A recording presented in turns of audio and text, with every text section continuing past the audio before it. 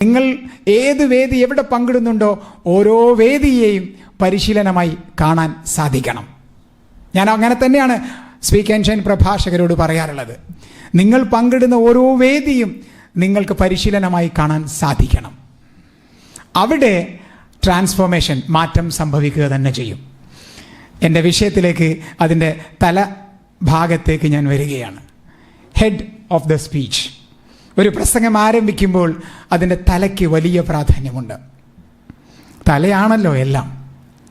നമ്മൾ ആളുകളെ കുറിച്ചൊക്കെ പറയാറുണ്ട്, അവൻ തലയില്ലാത്തവനാണ്,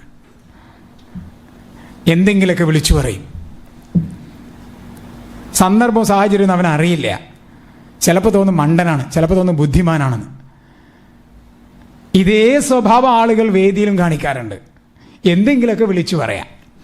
പിന്നെ നമ്മൾ കേൾക്കുന്നു അയാളുടെ പദവി പോയി, അയാളുടെ MLA സ്ഥാനം പോയി, അയാളുടെ MP സ്ഥാനം പോയി. ആള് പോകുന്നുണ്ടാവില്ല, പക്ഷെ സ്ഥാനം പോകുന്നുണ്ട്. അപ്പോൾ ചില സ്ഥാനത്തിരിക്കുമ്പോൾ നമ്മൾ ചിലത് പറയേണ്ടതും പറയേണ്ടതല്ലാത്തതുമായ കാര്യങ്ങളൊക്കെ ഉണ്ടല്ലോ. ഇവിടെയൊക്കെ ഈ ഹെഡ് എന്ന് പറയുന്ന ഭാഗത്തെ കണക്ട് ചെയ്യുമ്പോൾ മൗലികമായി പറഞ്ഞാൽ പ്രസംഗത്തിൻ്റെ opening, the head of the speech is most important.